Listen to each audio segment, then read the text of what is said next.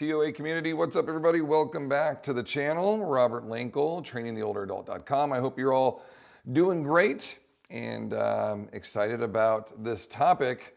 We are going to dive into the 3 do's and the 3 do nots of pickleball.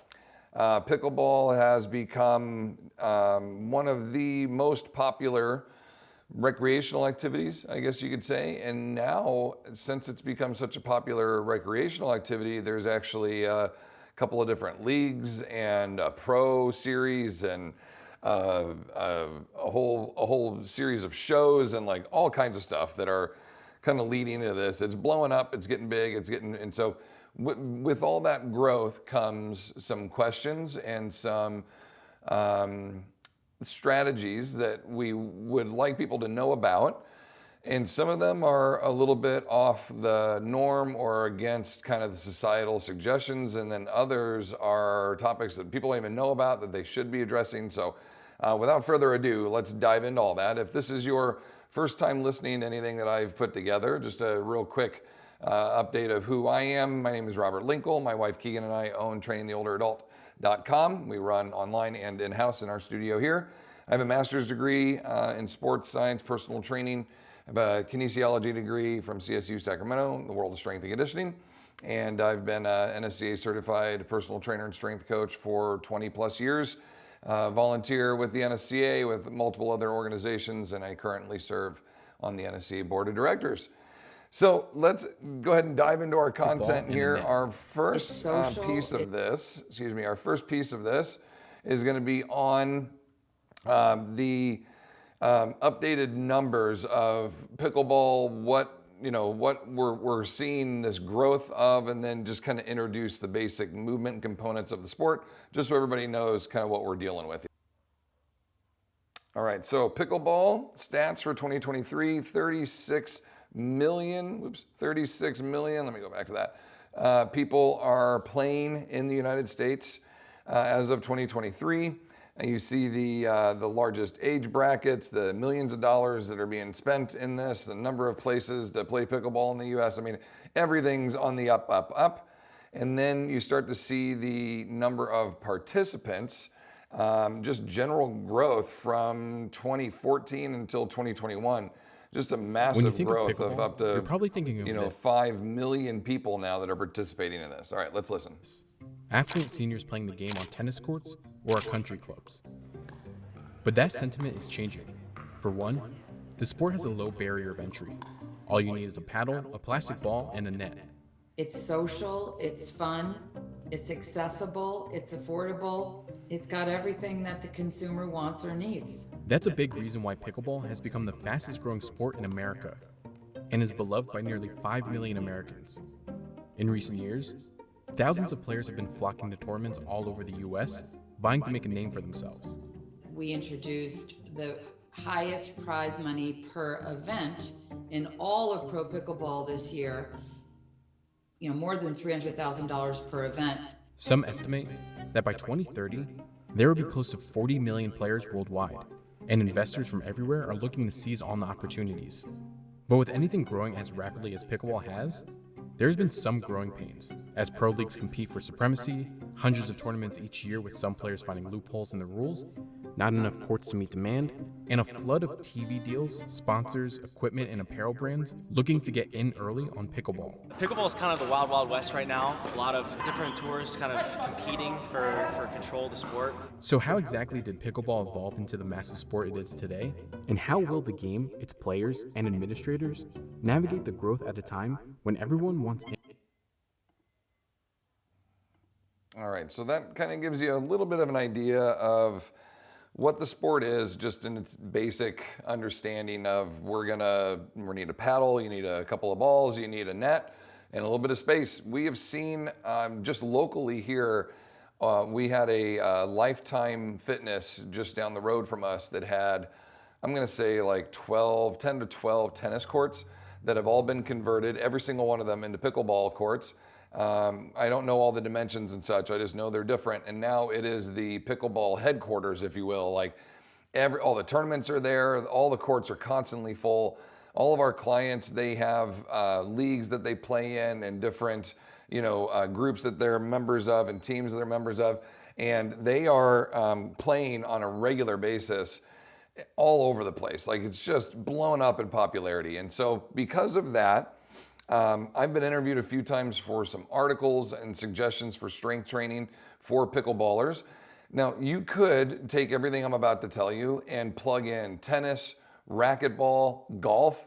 Like, basically, you could plug in anything where you're going to be one side dominant sport with rotational force application, torque production or power production, however you want to call that, excuse me, in a repetitive, multi-directional movement pattern, meaning we're going to be able to move in all different directions, have to reach and swing and manipulate our arms and our bodies into positions all over the place. So that's really going to hit home for pickleball, for tennis, for racquetball. Golf is such a one-side dominant. You're in a closed position, really not doing anything in terms different than your swing, other than aim and like how you're anticipating to strike the ball. What happens down range is different every time, but as far as the setup and everything, you're pretty much the same. You're consistent.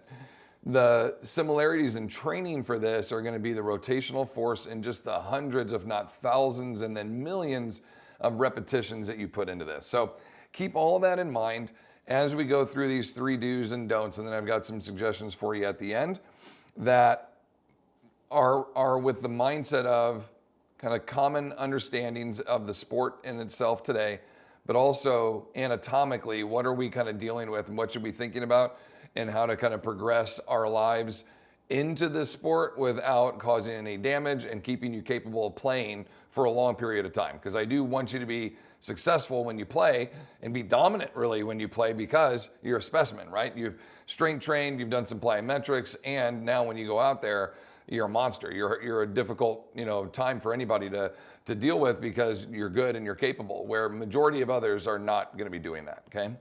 All right, so the first thing that pops up on top of mind is we see people grab dumbbells or weighted golf clubs, or add lead, or not lead, but like heavy metallic tape to their rackets or their clubs to try to make them heavier, thinking that if they replicate their swing or their forehand or their serve or their backhand with a heavier implement, that they'll get better at performing that. And basically, in doing that, there's a very high likelihood that you can make yourself susceptible to injury, because the implement that you're working with, your regular racket or club or whatever we're using, is not terribly heavy. And you're learning to accelerate that club or that racket or that paddle and use it over and over and over again. Your body becomes accustomed to that.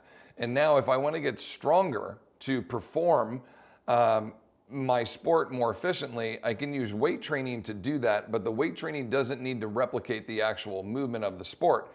By doing that, by giving you a heavier implement, what you're having to do is manipulate the way or change the way that you perform your sporting action.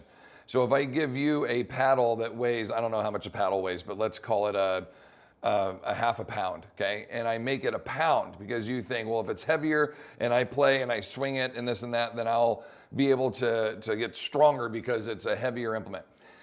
By doing so, your body's gonna have to kind of change this pattern because you do have something that's heavier now. So you might be using more musculature, more arm, more of your hips or your trunk to do that, but that's not the same recruitment, the same pattern, the same speed that you would have using the regular half-pound paddle. We want to separate performance on the court play and then training to get better at sports performance.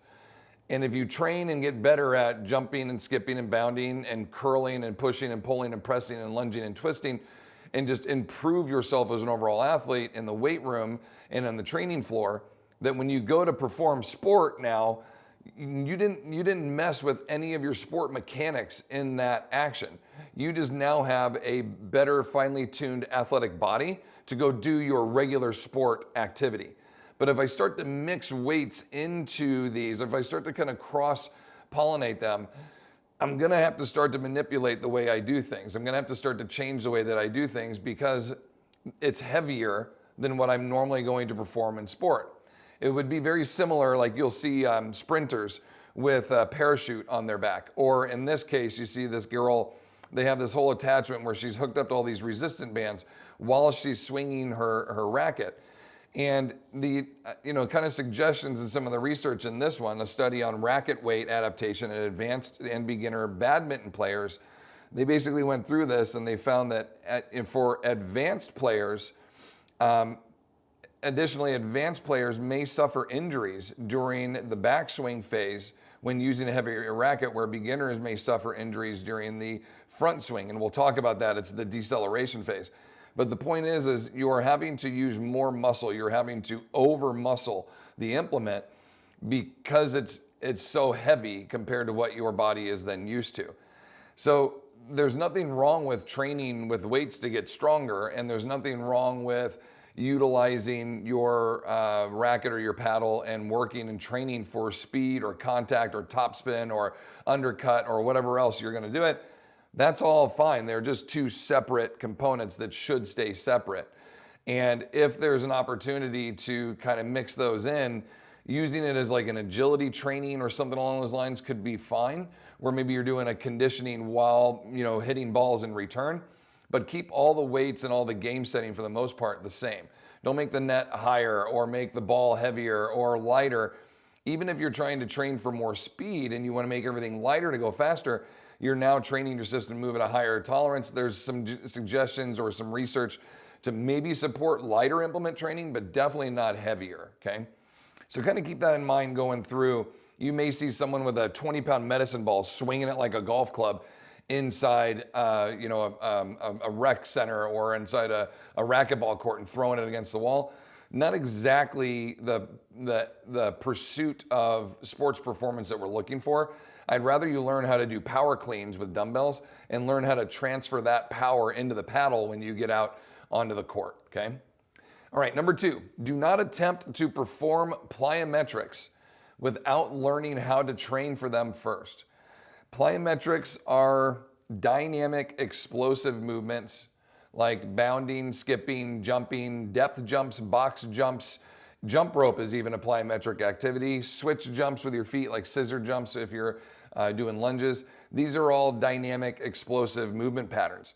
And basically the research that we found on an analytical study of impact forces on the human body when jumping, these were with gymnasts, if I'm remembering that correctly, and they were just looking at when they run, typically it's 2 to 3 times their body weight on each impact of their feet.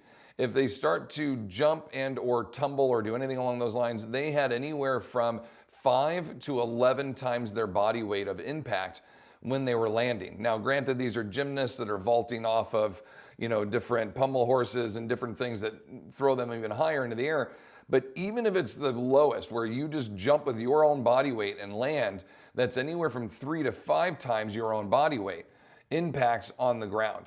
Now, let's take that as an example here and say you're a 150-pound individual and you jump up in the air and land. That's going to be anywhere from 150 times 2, 300 to 450 pounds of force landing on the ground.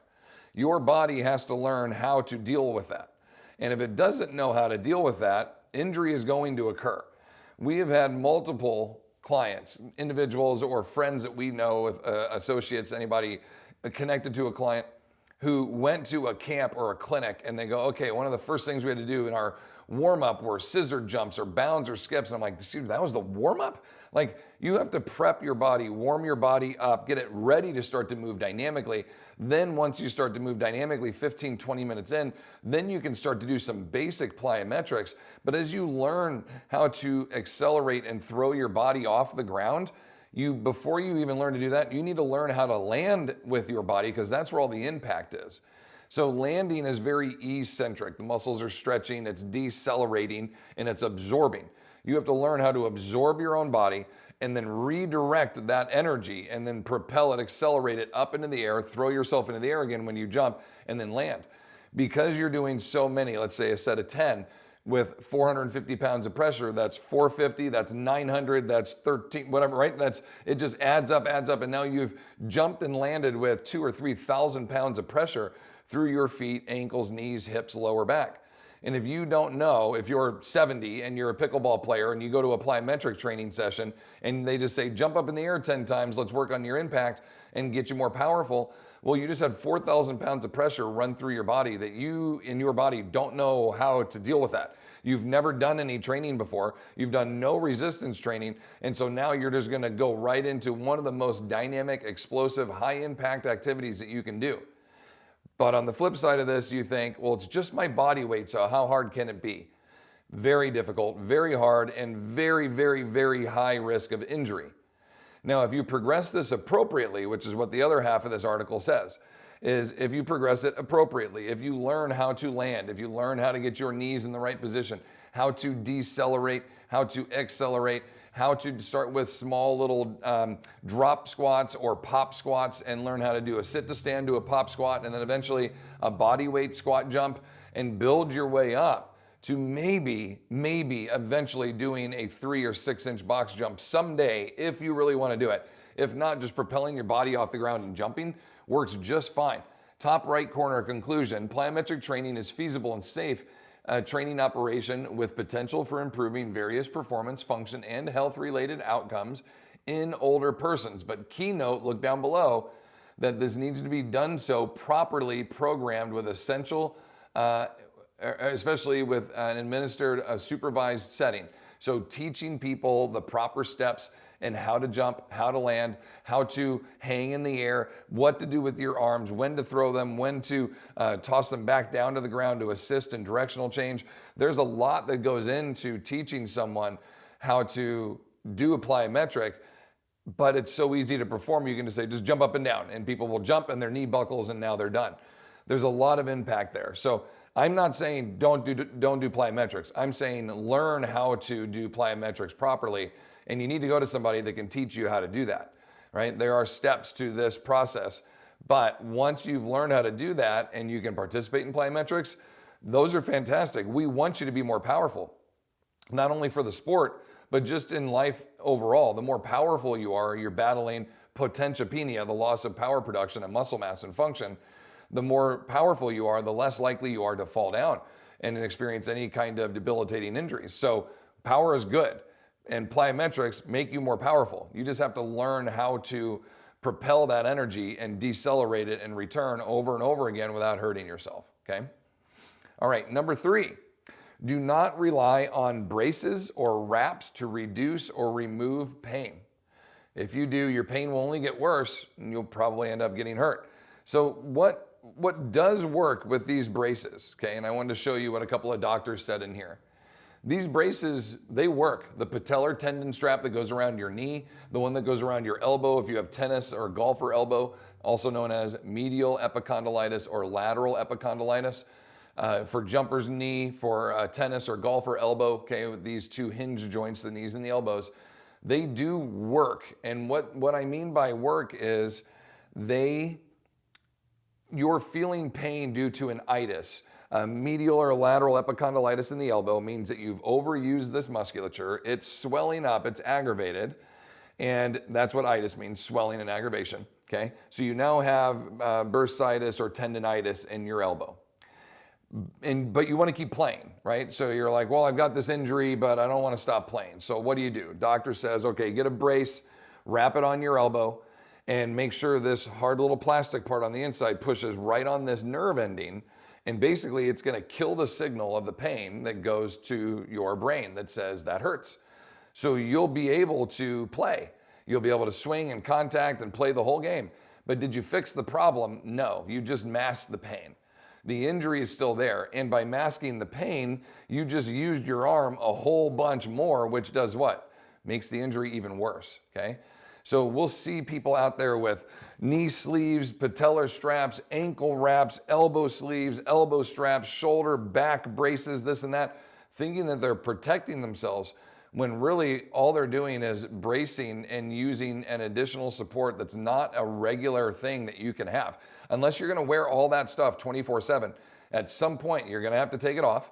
And you're gonna have to rely on your own musculature to hold you in position when you walk about, move about, do whatever you do on your regular daily basis. But if you constantly rely on all of these braces to hold you and support you, all the muscles are never going to build the strength they need to just do it on their own, which is what we're designed to do. We're designed to play sport and do these activities if we condition ourselves up properly. So on the flip side of this, what can we do, right? If we get to a point where we're like, well, we've got to wear this strap, I'm going to give you some exercises at the end that will help you prevent that. But in the meantime, if you're just starting into the sport, go in gradually. Go in and learn and take like a single day, camp where you take anywhere between 50 and 100 swings and maybe 50 forehands, 50 backhands, and you just learn how to make contact with the ball and you just rally a little bit. And then call it for day one. And then 2 days later or 3 days later, go back again and do that again. And maybe another 100 contacts. And then the next week do 150. And then the next week do 200. And the next week do 250. And get up to a point where you can hit like 300 contacts, a day, every other day or so. You've now gradually built up. Just like if you said, let's go for a 10-mile run right now. And you're like, I don't run at all. I mean, two miles in, I'm going to be gassed. My feet are going to hurt. I'm going to have blisters. It's just too much for me to commit to and do right now. I'm not conditioned for it. But if I did a mile run, I could come back and go, well, that was challenging. And then I did another mile. And then the next week I did 2 and then 2. And then the next week I did 3 and then 3. And I build up. Then eventually I'll get to a point where this has just been such a slow, gradual progression. My body's been able to adjust. My risk for injury and overuse is really minimal because I've been taking these baby steps. But what happens is you go and play pickleball and you go, this is really fun. I like it. And so you stay for 3 hours and you play. And now your shins hurt, your ankles hurt, your knees hurt, your back hurts, your arm hurts because you're only using one arm when you hit and contact. And you've done 2,000 contacts, right, in this day. And now everything's swollen and aggravated, and you come back the next day and do it again. And then you do it again. And by the end of the week, you've had 8,000 contacts and your body's all swollen and aggravated. Well, I got an injury and I don't want to stop playing, so let me go get some braces. And we invest all this money in all these sleeves, but you never fix the problem. Now you're starting this new endeavor into this sport with an injury, also with a mindset of I'm just going to rely on this little miniature cast that I'm putting in my body to do the work for me rather than building the strength and the conditioning I need to not rely on this, to just be able to do it on my own. If the braces were mandatory, all the players would have them. You'd see all the pro tennis players and golf, they'd all be wearing braces and sleeves everywhere. The ones that do have to wear them, they're dealing and working with an injury. That's why they have that sleeve on. But in the most cases, you see Pete Sampras and Andre Agassi and, Nadal and Blake and all these guys. The majority of photos or videos you watch of them, they don't have braces on. They have sweatbands and that's about it. Unless they're battling an injury. And then once that injury is overcome, then they don't use the braces anymore. They're tools to get you to where you want, not something that you rely on permanently. So keep that in mind, okay? There are your 3 do nots, okay, in the world of pickleball. 3 do's. First one, do resistance training and exercise prior to participation in pickleball, or else you'll probably get hurt. So if you say, I want to go learn how to play pickleball, we're going to go this weekend, do what I just talked about. Do 100 contacts and then be done for the day. That's it. And then go get in the weight room. I think just a basic, get in there with the selectorized machines, the chest press machine, the rowing machine, the overhead pull down, the overhead press, and the leg press. If you just did those 5 lifts, right? Probably want more, but if you just did those 5, push, pull, leg press, okay? If you just did those 5, 2 or 3 times around, sets of 10 or 15, your muscles will be strong and they'll start to feel, after a week or 2, they'll start to feel capable of having some demand of repetitive motion. They're using these big, heavy overload weights, 20, 30, 40, 50 pounds. So what's a half a pound racket now going to be, or a paddle, okay? But you also have to think about your direction change in your ground contacts because you are going to be shuffling, running, and or bounding, skipping. And we just talked about 2 to 3 times your body weight every time you take one of those steps. So you got to get your legs and your hips strong so you can change direction and not have these itis injuries that start to flare up, or a buckled knee, a buckled ankle because it's not strong at all. And all of a sudden you're like, I got to get that ball. And you take this dynamic quick step and then you throw your back out or you twist your knee or dislocate your ankle. That stuff happens because we're not conditioned for it, okay? So keep that in mind. And there's some really good, basic suggestions, just like we talked about, those machines. This was a really good one from one of the pickleball websites They're like split squats, a lunge in place, a lawnmower row. We call it a pull start. You have one hand on a bench and you're doing a single arm row. A goblet squat where you hold a weight at your chest and then squat down or sit down into a chair and stand up.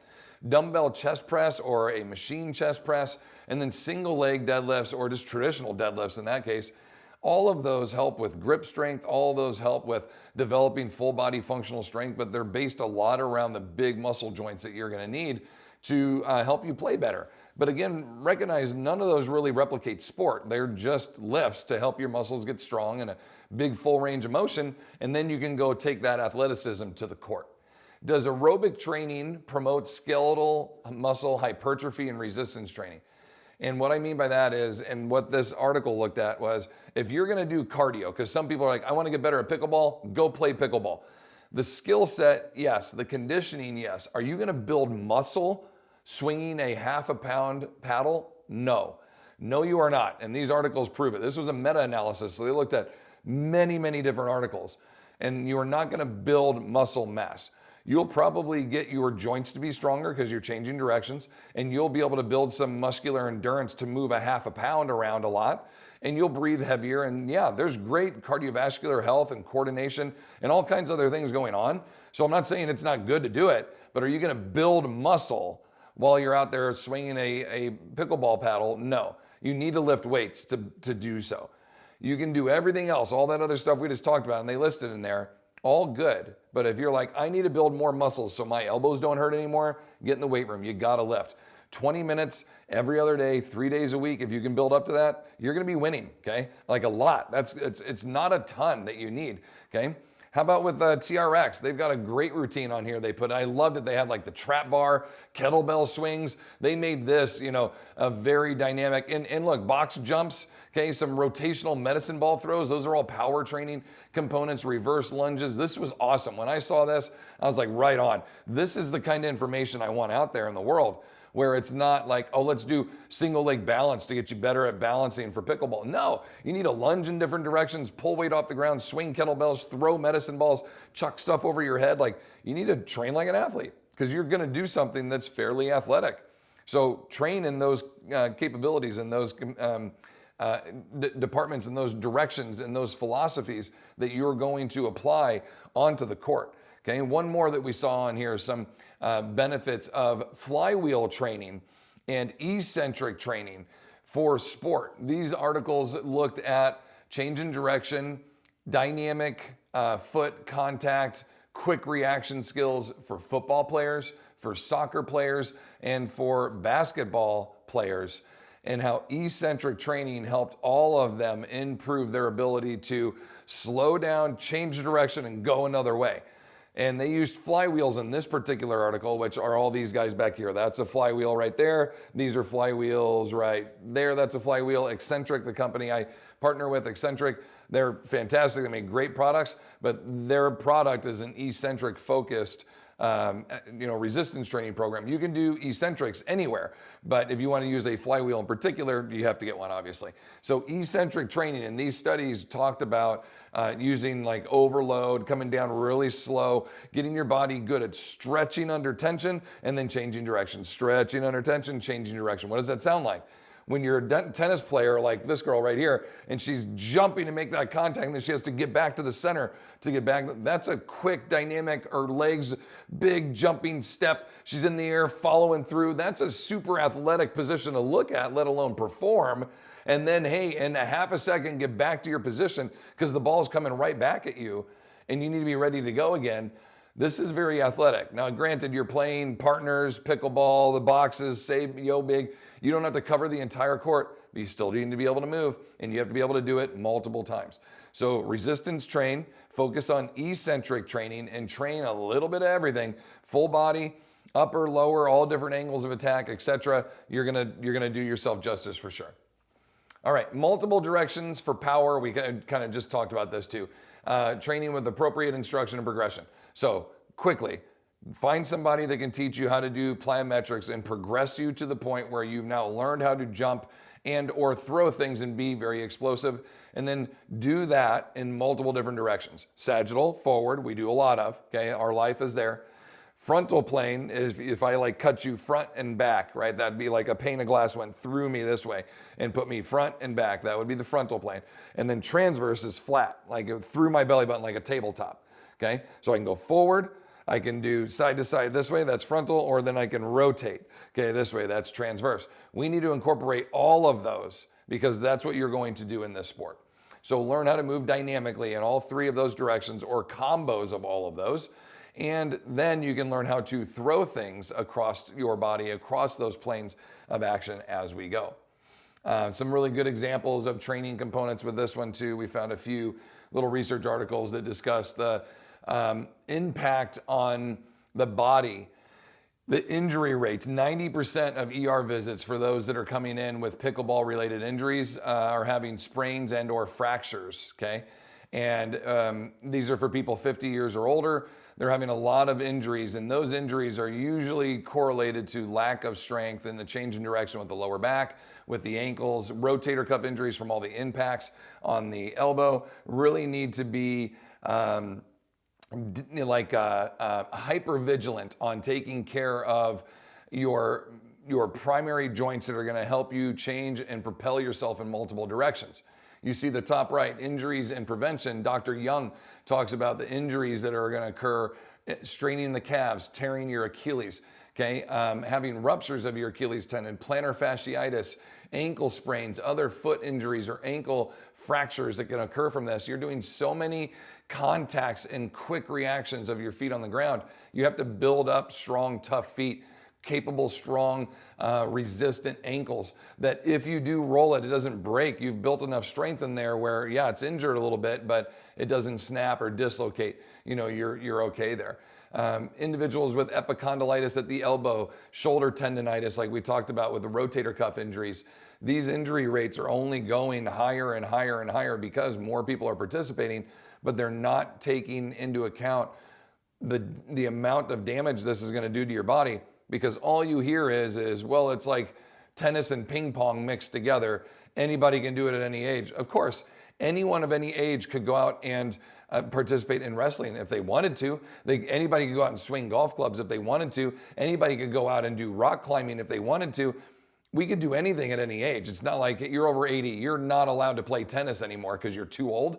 You could do any sport. That's why we have the Senior Olympics and the Senior Games. You see seniors in their 60s, 70s, 80s, 90s doing the 100-meter dash, doing high jump, doing pole vault, doing wrestling, doing jiu-jitsu, right? I mean, it's sport. Are there a ton of folks doing that? No. Is this one of the easier ones to get into? Absolutely.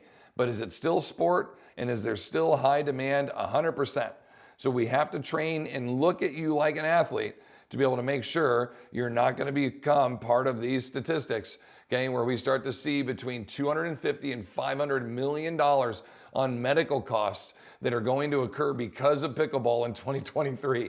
Like you see all these injury rates just skyrocketing as we go up here. So many injuries, okay? Pickleball may cause 67,000 emergency department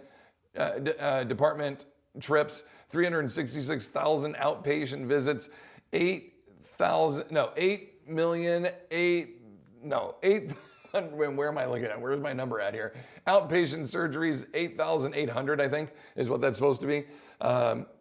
There's 4,700 hospitalizations, 20,000 post-acute episode injuries. These medical costs will total $377 million, okay? I mean, these are massive amounts of funds, all because of this sport and people basically going out and playing unprepared. So that was the whole purpose of this video, is to try to give some people some understanding of what it takes to prepare your body to go out and do this so you don't become part of these statistics, okay? Lower body, upper body, I just want to give you some other ideas. There's ladder drills, cone drills, some upper body reaction coordination things that you can do. The upper body and lower body plyometrics we talked about. There's swimming, cross training. There's swimming and there's rock climbing and there's tennis. Jesus. There's biking. right? Like all of these kind of Tai Chi, meditation, hot yoga, and then all the therapies that can help you recover, from cold plunge to sauna to scraping and cupping and massage and everything else, dry needling. Take care of your body. Even though you may not look at yourself as a professional athlete or a college athlete or an amateur athlete, you are still performing athletically, especially in something like pickleball. You're moving in multiple directions, very fast, reactive, power, precision, accuracy, conditioning over and over and over again. There's high demand here, okay? All right, let's wrap it up. Daily dynamic mobilities and stretching routines. There's a difference between static stretching and dynamic stretching or dynamic mobility. And this is where majority of folks don't really know the difference between a static stretch where you hinge over, touch your toes, hold it for 45 seconds and then come up, or a dynamic stretch where you hinge, stretch, return to standing, hinge, stretch, return to standing. You alternate legs while you're walking, okay, going back and forth. So this is an example of a dynamic, what I just talked about, okay? This is a little hinge and hold, 1, 2, 3. 1, 2, 3. This is gonna loosen up my hamstrings and prep me for my dynamic athletic mobilities that I'm gonna do later today. A little shift left, a little shift right, step over, a little shift right, a little shift left, step over, squat, push my knees apart, can opener, return, squat, push my knees apart, can opener, return. As opposed to 45 seconds, okay? That will elongate the muscle, but is that gonna loosen up or prep you for repetitive movement that's gonna stretch and return and warm that muscle up? No. Static stretching has basically proven to do nothing other than it feels nice. But does it actually make you more flexible? No, it does not. There are many, many, many research articles proving that. Look at Dean Somerset, Stuart McGill, a lot of the information out of Canada. They've got a ton of research that shows maybe your muscles get warm while you're doing yoga and you're holding all these stretches, and yeah, I'm more flexible, but then as soon as you warm back to normal temperature, you are right back to what you were originally. It does not help you get more flexible. It will elongate and create range of motion in the moment, but it goes right back once you're normal. You're back starting 6 hours later, your rest of your day, right back to what you normally do. But by doing dynamic mobilities like this and then working through bigger ranges of motion with load in hand, squatting, lunging, twisting, stepping, pushing, pulling, pressing, that's how you increase range of motion, how you get more flexible. You have to work through these ranges on a regular basis. So the more active yoga practices where you're into a pose, return, into another pose, return, you hold for a couple, 4, 5, maybe 10 seconds and you're on to something else, so much more efficient, proficient for you to perform. All right. So wrapping that up here, just final thoughts and considerations. This is a little schedule that I just kind of wanted to throw out there for you. A gradual progression of playing. Look at a weekly schedule of something like this. I'm gonna go do a walk and do something called active recovery on Saturdays. Mondays, I'm gonna play pickleball. On Tuesdays, I'm gonna resistance train. On Wednesdays, I'm gonna do mobility and maybe a little bit of sprint work, okay? Slowly progressing into this. Thursdays, pickleball again. Fridays, I'll resistance train. Saturday, I'll do some mobility and some plyos. And that could be my weekly rotation for a couple of months while I look at this like an athlete, train like an athlete, and build my body. Think of the number of repetitions you have on the court. How many contacts swinging the racket do you have making contact with the ball? That should start off between 50 and 100 when you first start. And that could get up to, as you get much, much better at this, months or a year down the line, hundreds, if not 1,000 in a given session, okay? Or tournament thousands if you're in a tournament. In the weight room, how many reps and sets are you taking? If you are doing plyometrics or sprints on the track, etc., wherever you want to run at and do those kinds of things, how many reps are you doing? Keep track of everything. And then on the opposite side of this, think about antagonistic desalinization. Take the salt out of these movements. Antagonistic deceleration for resistance training. And the quick analogy of that, or the quick thought of that is, when I serve a ball, I'm basically prepping myself into an overhead extension position where I'm going to flex forward to the shoulder, internally rotate at my arm, make contact, and fold forward at the hips. So if I play that in reverse, what am I getting? I'm getting a reverse bicep curl in my arm. I'm getting a reverse high pull, and then I'm getting a back extension, okay? All those muscles, if you play that video in reverse, everything bringing me back to this position, all of those muscles are responsible for slowing me down after I make contact. And that's where a lot of these injuries occur, is we hit and we go forward, we hit and we go forward, and we accelerate and bring everything down. But the pulling back the horses and saying, whoa, slow down, that's the eccentric stretch we talked about. And that's where injury occurs if you don't have the conditioning and the strength to do it over and over and over again. We can accelerate, especially downhill, because we're using gravity to help us, along with our muscles that we use on kind of a regular basis, all the muscles in front of us, right? Those muscles help us get into this, get forward. So what we want to do is try to train the antagonist, not the agonist, the opposites of what we're doing. So reverse curls, external rotations at the shoulder, and then hinge and high pulls, okay, getting our upper body and back, trying to get that a little stronger, a little bit more capable of decelerating us when we go through all of those actions. When it comes to your resistance training components, looking at lower body lifts like kickstand, RDLs, Romanian deadlifts, single leg Romanian deadlifts, and then eccentric deficit split squat. Deficit means you're standing up on something, maybe 4 inches in height on each foot. And when you do a lunge, a split squat, you come down. When you would normally hit your knee on the ground, you're 4 inches higher, so you can go 2 or 3 inches lower than you would normally do.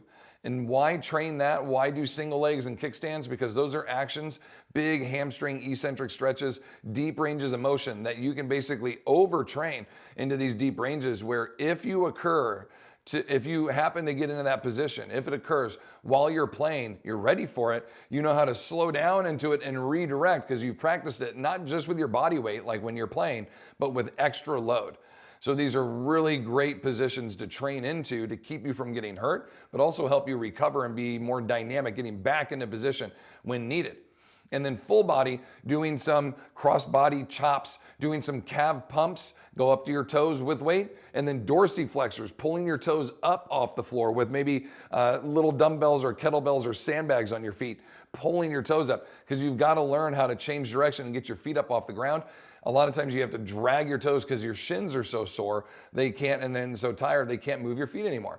And then any type of rotator cuff exercises that are gonna help get your rotators strong, face pulls, external rotations, internals, no monies, etc. Get your shoulders as strong as you can, get ready for the impact, and a lot of grip strength work and grip extension work. Put rubber bands around your fingers and extend, extend, extend. Get your arms strong, get your shoulders strong, get your body strong. All right, everybody, I hope you enjoyed this. If you have any comments, questions, feel free to throw it in the section below. Please subscribe, share, ring the bell. Don't miss any of the content we put up in the future. Try to put up at least 2 to 3 videos every week, so we make sure we continue to deliver really good content to you. We love and appreciate you all. And until next time, continue to fight your good fight against sarcopenia, and we will see you in the next video. Take care, everybody.